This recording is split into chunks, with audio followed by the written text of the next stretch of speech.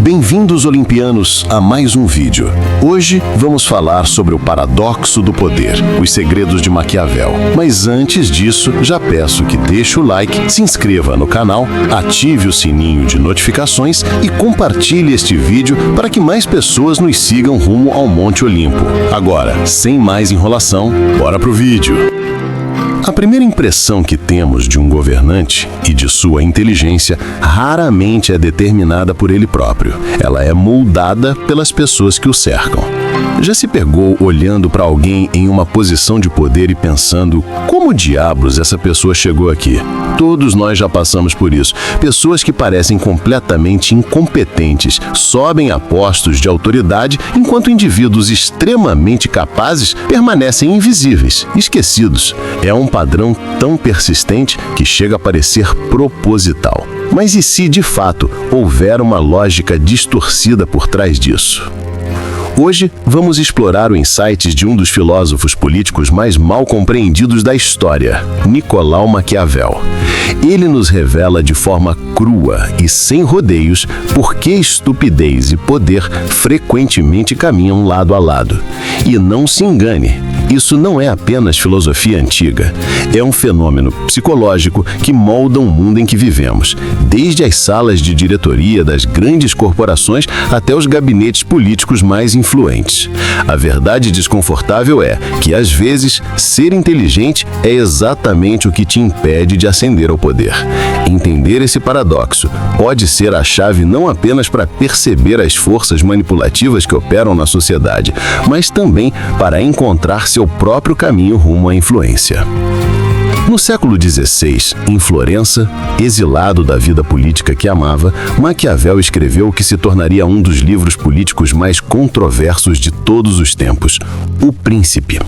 Diferente dos filósofos idealistas que o antecederam, Maquiavel não se preocupava em como os governantes deveriam agir em um mundo perfeito. Ele focava em como o poder realmente funciona, no mundo real, implacável e imprevisível. Todos veem o que você aparenta ser.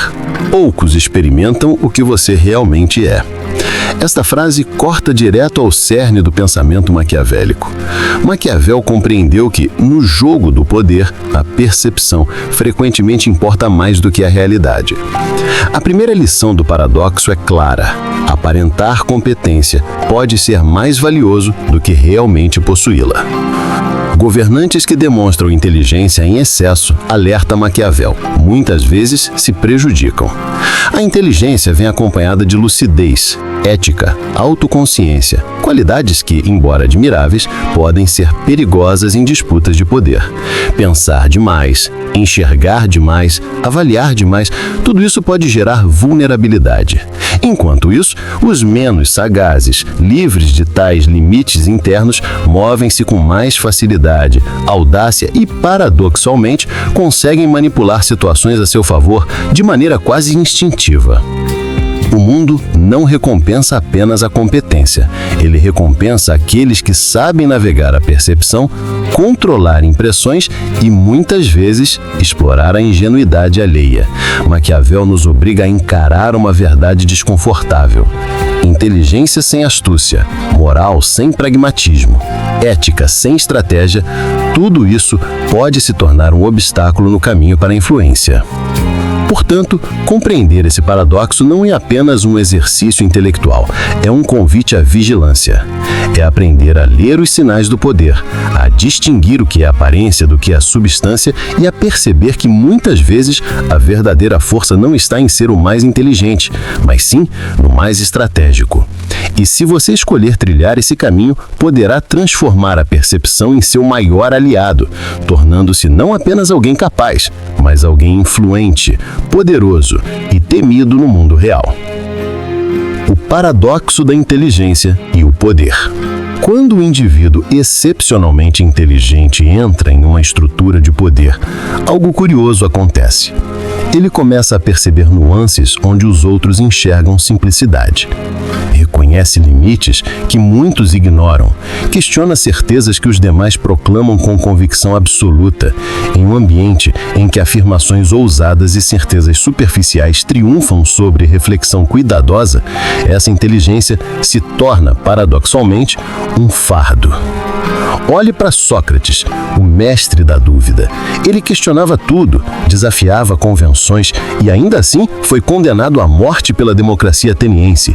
Sua famosa máxima, "sei que nada sei", fez dele um gigante filosófico, mas um fracasso político.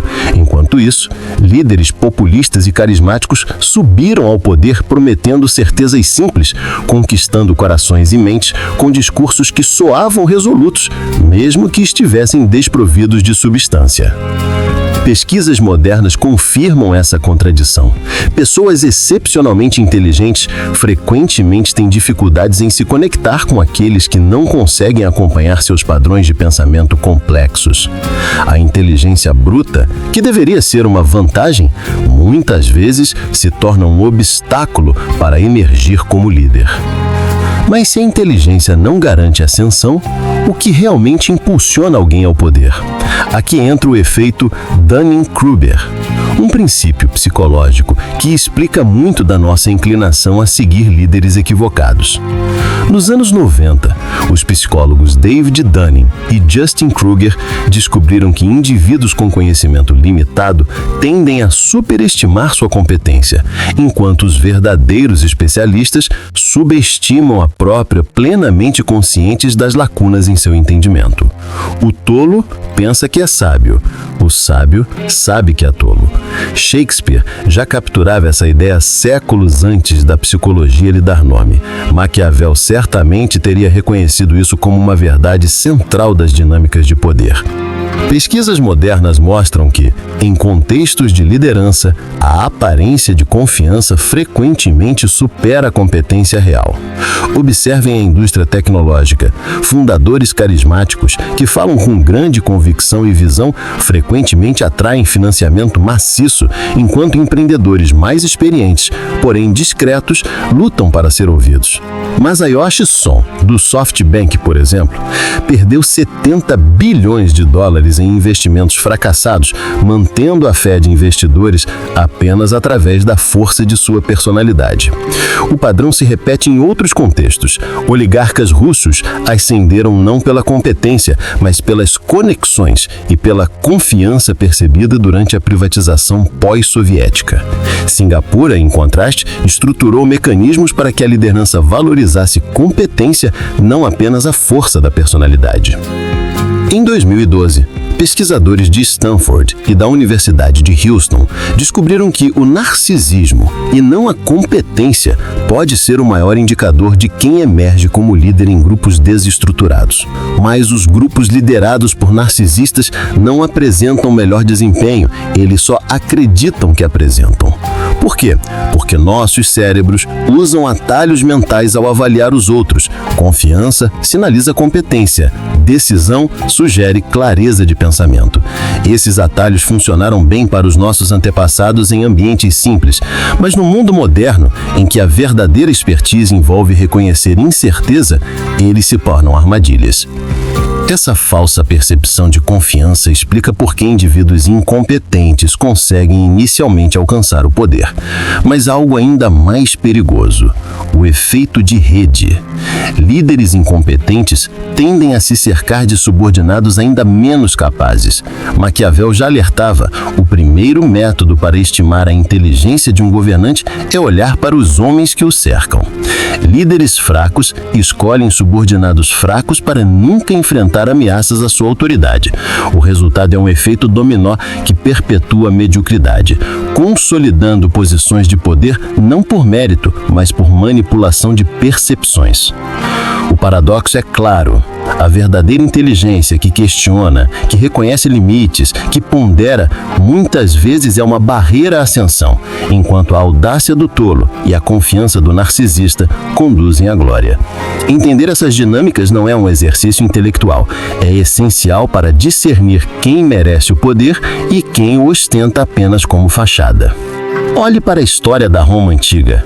Cícero, brilhante e íntegro, perdeu para César, que cruzou o Rubicão sem hesitar, ignorando regras que seus opositores ainda respeitavam. Esse padrão não ficou preso ao passado. Ele se repete hoje em campanhas políticas, no mundo corporativo e em qualquer disputa por influência. A essência permanece a mesma: coragem calculada, frieza estratégica e a habilidade de manipular percepções podem superar virtude e competência. Pesquisadores da Universidade de British Columbia trouxeram à luz algo inquietante. Traços associados à psicopatia, frieza emocional, ausência de empatia, capacidade de manipulação podem, quando combinados com carisma, acelerar a ascensão de uma pessoa muito além dos seus pares mais éticos. E isso não acontece apenas em regimes autoritários. Mesmo em sociedades nórdicas, famosas por sua cultura de cooperação, líderes manipuladores conseguem ultrapassar colegas competentes, contornando estruturas que deveriam favorecer a integridade. É o que os teóricos dos jogos chamam de corrida para o fundo. Quando comportamentos antiéticos são premiados, todos os outros se veem pressionados a imitá-los ou correm o risco de ficar para trás. Com o tempo, sistemas inteiros podem se deformar, fazendo do comportamento antiético a norma e não mais a exceção. Ainda assim, nem todo o ambiente é terreno fértil para a incompetência. Maquiavel já compreendia que diferentes contextos favorecem qualidades distintas. Em certas situações, a competência fala mais alto. Em outras, o vazio disfarçado de carisma encontra terreno fértil para florescer. O que determina isso? Vários fatores estruturais. 1. Tipo de retorno das decisões. Profissões como medicina e engenharia oferecem feedback rápido e incontornável. Falhas custam vidas ou recursos e não passam despercebidas. Um cirurgião cujos pacientes morrem repetidamente ou um engenheiro cujas pontes desabam não permanecem por muito tempo em posição de liderança. Nestes campos, a competência é naturalmente selecionada. A falha é visível e inegável. Em contraste, sistemas cujos resultados são lentos, difusos ou manipuláveis tendem a perpetuar a incompetência. Ambientes políticos, onde é fácil culpar antecessores ou fatores externos, e empresas onde relatórios podem mascarar erros, são exemplos claros. 2. Distribuição de poder. Sistemas excessivamente centralizados, com pouca fiscalização, favorecem líderes fracos. O colapso da União Soviética é um exemplo extremo dessa dinâmica. Por outro lado, estruturas equilibradas, como o modelo alemão que separa gestão e fiscalização, funcionam como barreiras naturais à incompetência, impedindo sua expansão descontrolada. 3. Clareza da informação. Quando objetivos são mensuráveis e comparáveis, o mérito prevalece. Mas metas vagas ou resultados subjetivos abrem espaço para a aparência de eficiência superar a substância real. Maquiavel já alertava: os homens julgam mais pelo que veem do que pelo que tocam. Em ambientes complexos, a imagem superficial frequentemente pesa mais que a verdade dos fatos. 4. Incentivos econômicos. Sistemas que recompensam ganhos imediatos, ignorando riscos de longo prazo, favorecem líderes que priorizam a aparência de sucesso em vez da solidez real. A crise financeira de 2008 exemplifica isso. Executivos perseguiram lucros rápidos, negligenciando riscos sistêmicos, e o resultado foi um colapso global. Esses fatores demonstram que ambientes não são neutros. Eles moldam quem sobe e quem cai. Compreender essa lógica é essencial, não apenas para entender por que a incompetência muitas vezes alcança o topo, mas também para construir sistemas que realmente valorizem mérito, ética e resultados sólidos. Ainda assim, mesmo nos sistemas mais estruturados, líderes incompetentes encontram brechas. Eles não sobem por acaso. Utilizam táticas psicológicas sofisticadas para manipular percepções e neutralizar resistências. Maquiavel teria reconhecido cada uma delas. Exploração do tribalismo. Dividir para conquistar. transformar críticas legítimas em ataques vindos de inimigos externos. Com isso, o líder se protege da responsabilidade e reforça o vínculo emocional com os seus seguidores. Psicólogos chamam isso de fusão de identidade. Quando a imagem do líder se funde à identidade do grupo, atacar o líder passa a ser interpretado como agressão pessoal.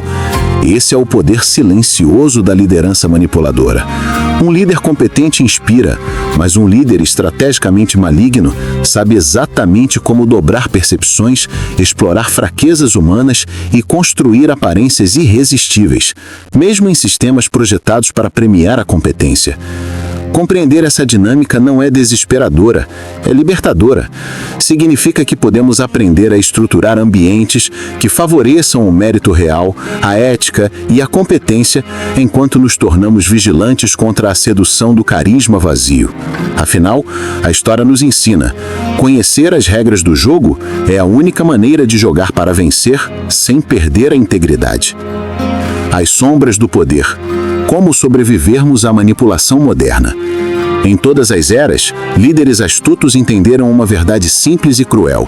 O poder se mantém não apenas pela força ou carisma, mas pelo controle da mente coletiva. Olhamos para os exemplos extremos: Jim Jones e sua seita, que transformou fé em tragédia, regimes autoritários que prosperaram cultivando a paranoia e o conflito constante. No século XXI, essa lógica persiste. Na Malásia, Najib Razak manipulou divisões étnicas para permanecer no poder. No Brasil, vimos a política ser reduzida a uma guerra de identidades, onde cada ataque, cada grito, cada polarização mantém o público num estado de alerta permanente. A primeira tática é conflito constante, criar inimigos imaginários, dividir para governar, inflamar disputas intermináveis. Enquanto todos lutam uns contra os outros, o verdadeiro poder se movimenta sem ser percebido. A segunda tática é sobrecarga de informação. Crises, escândalos, polêmicas, tudo é fabricado para nos manter ocupados, reagindo em vez de refletir. Nosso cérebro, programado para lidar com realidade simples, se perde no turbilhão de estímulos. É como viver em um incêndio constante. Enquanto apagamos uma chama, já outra ameaça consumir tudo. A terceira tática é distorção da verdade. Orwell chamou isso de duplo pensar. Sustentar ideias contraditórias sem sentir desconforto. Líderes que reescrevem a história, mudam de posição e manipulam narrativas, transformam a própria noção de realidade em algo relativo. Maquiavel já alertava: a multidão vulgar sempre se deixa levar pelas aparências. Ele não desprezava o povo, apenas reconhecia uma vulnerabilidade humana que atravessa os séculos. A quarta tática é explorar a insegurança econômica. Medo, endividamento, incerteza, terreno fértil para promessas fáceis e bodes expiatórios. Quando o futuro parece instável, qualquer líder que ofereça uma solução simplista encontra terreno fértil. E essa dinâmica não é local, é global, presente em sociedades pós-industriais ao redor do mundo. E nós? Quantas vezes nos vemos presos a discussões passageiras, indignações diárias, notícias que chamam a atenção, mas não iluminam? Essa dispersão é estratégica. Reconhecer essas táticas é o primeiro passo, mas o segundo é se proteger delas. Até a próxima, olimpianos!